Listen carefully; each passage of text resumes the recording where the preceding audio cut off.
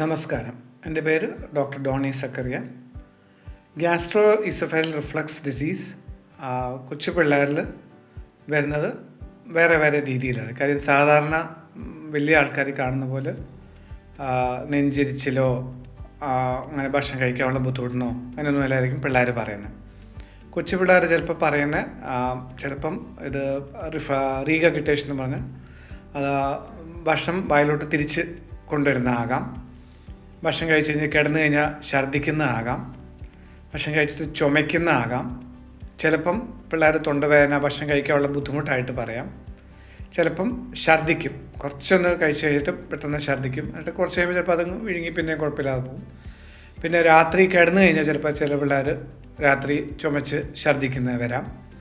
ഇപ്പോൾ കൊച്ചു പിള്ളേരിൽ സാധാരണ വലിയ ആൾക്കാർ കാണുന്ന ചെറിയ വ്യത്യാസങ്ങൾ വരാം. പിന്നെ കൊച്ചു പിള്ളേർ ചിലപ്പം പറയത്തില്ല അവർക്ക് ഈ എരിച്ചിലും. ചില പിള്ളേർ ഭക്ഷണം കഴിക്കുമ്പം ഇറക്കാൻ ബുദ്ധിമുട്ടായിട്ട് പറയും.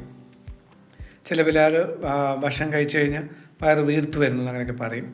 അപ്പം അങ്ങനെ ചില പല വേറെ വേറെ രീതിയിലാണ് കൊച്ചു പിള്ളേരിൽ റിഫ്ലക്സ് ഡിസീസ് വരുന്നത്. അപ്പം നമ്മൾ എപ്പോഴും കൊച്ചു പിള്ളേരിൽ റിഫ്ലക്സ് ഡിസീസ് എപ്പോഴും നമ്മൾ ഇങ്ങനത്തെ സിംറ്റംസ് പറയുന്ന കുറേ മാറാത്ത ചുമയൊക്കെ നിൽക്കുന്ന പിള്ളേരിൽ നമ്മൾ റിഫ്ലക്സ് ഡിസീസ് സസ്പെക്റ്റ് ചെയ്യണം. അതനുസരിച്ചുള്ള മരുന്നും അതുകൊണ്ടുള്ള ഇൻവെസ്റ്റിഗേഷൻ ചെയ്യണം.